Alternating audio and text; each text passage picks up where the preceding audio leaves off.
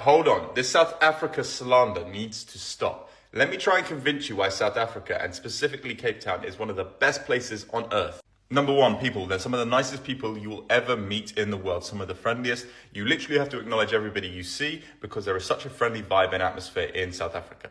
If a random stranger asks for the time, just keep your phone in your pocket, but that's just logic. Most people in South Africa are not trying to harm you. They are some of the friendliest people in the world, and they let you know how friendly they are to make you feel safe. Number two is the wildlife. The wildlife in South Africa is absolutely unmatched. Whether it's the ocean, whether it's the land, you've got safari, you've got so many things to see and so many parks and wildlife sanctuaries. And no, there's not just snakes and spiders in everybody's houses like you would think there would be, like Australia or something. No, South Africa is very safe when it comes to wildlife. You're only in a bit of danger if you are in front of like a buffalo stampede. In fact, most of the wildlife isn't in the major cities, it's out in the natural landscapes that South Africa has to offer, which is a lot of land. But in the sea, you have so many dolphins, so many whales, sharks, everything you want to see. However, be careful when swimming in South Africa.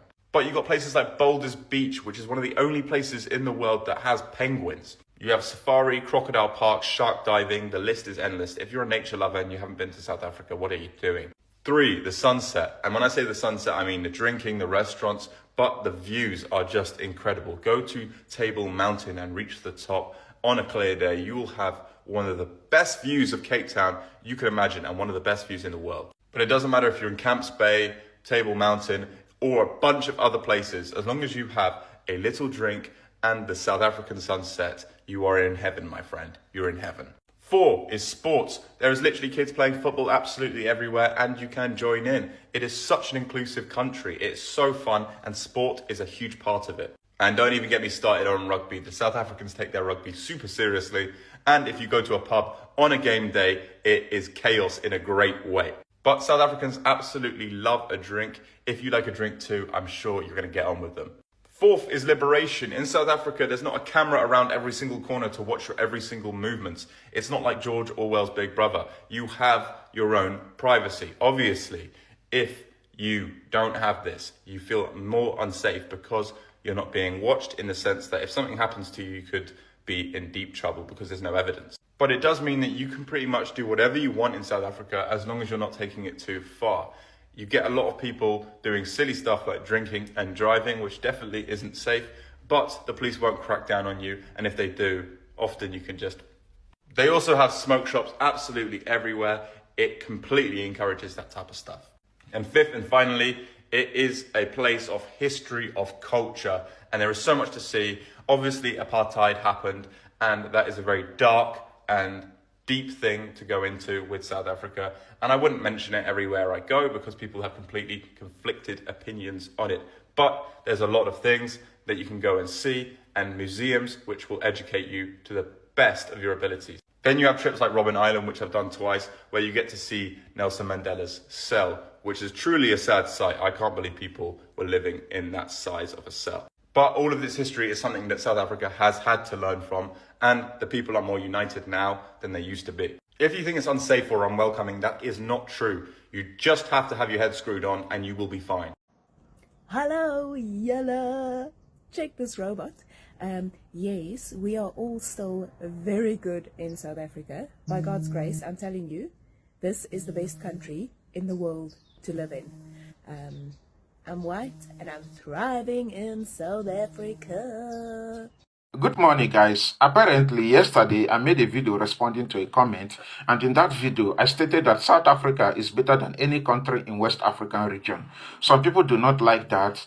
Most West Africans are not really happy about that, and particularly Nigerians. I got a comment from a certain Nigerian saying that I'm not a Nigerian, and another Nigeria went as far as sending me direct message, threatening me, saying all kinds of things. But that is not why I'm making another video concerning that statement. One of the reasons why I'm making this video is to remind you that I'm standing 10 toes down on that statement, that South Africa is better than any West African country, that South Africa is far ahead of any West African country.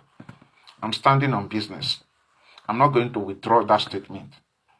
All right? Now, to avoid confirmation bias, I would want you personally to research about this. And if you cannot research it, ask somebody that you trust. So you don't think that you hear this from me only. So that is why I say to avoid confirmation bias. Okay. Now, South Africa as a country is well developed compared to any other African country, particularly the West African region. All right. Now, in terms of Human Development Index, there are at least 5 levels, if I am not mistaken. They have very high, then medium, then low, and lowest. Funny enough, Seychelles is the only African country that made it to the list of very high level in terms of Human Development Index. On the level of high, South Africa, Mauritius, Algeria, Egypt, Morocco, Kenya made it to that list. Look it up here by yourself.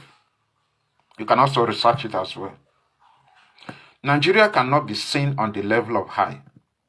They are on the low. Guess what? Nigeria and Ghana is actually the most developed country in West African region. But they are not even on the list of high in terms of Human Development Index in the African continent.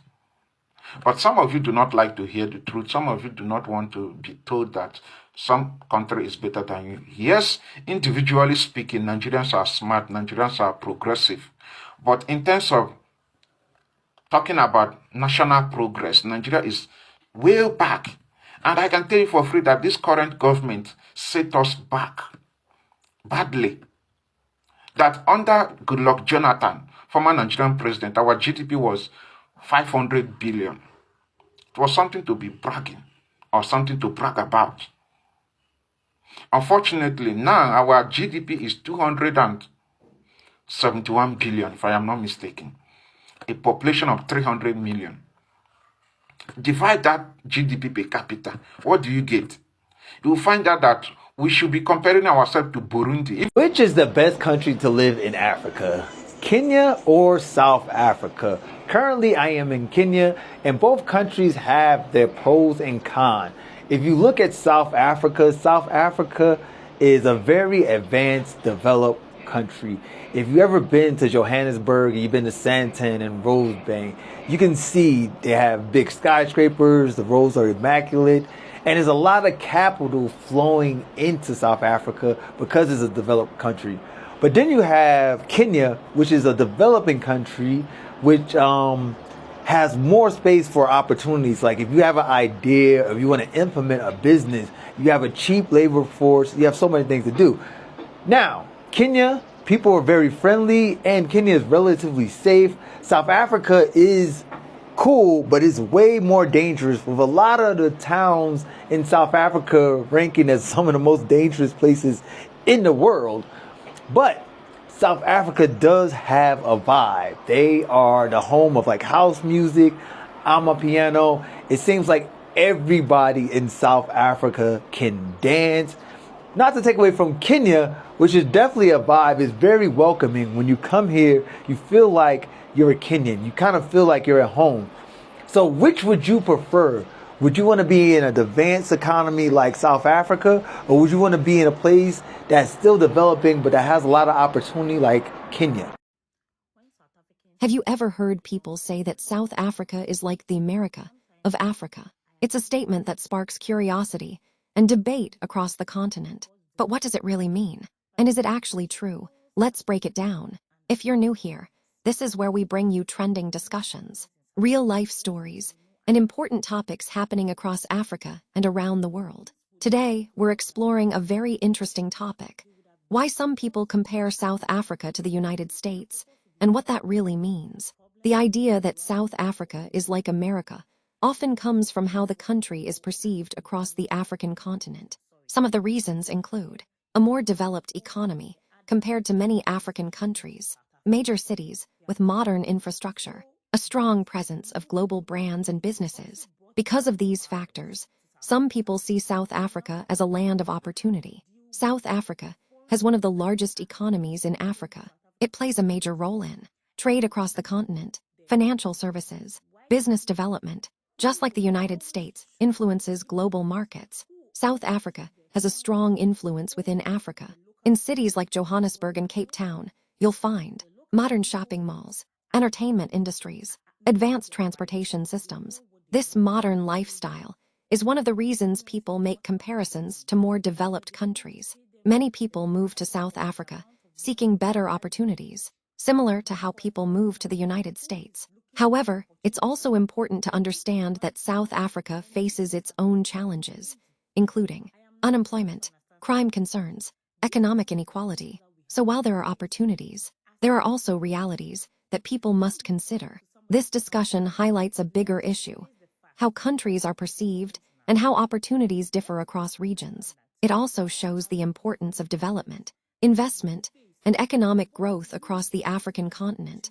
At the end of the day, the idea that South Africa is like America depends on perspective. While it may offer certain opportunities and development advantages, every country has its own unique identity and challenges. But I want to hear from you. Do you think South Africa is really like America compared to other African countries? Or do you think the comparison is not accurate? Drop your thoughts in the comment section below. And if you enjoy real discussions, trending topics, and new style content, don't forget to like this video, subscribe, and turn on notifications so you don't miss the next one. I love South Africa. Thank you for watching.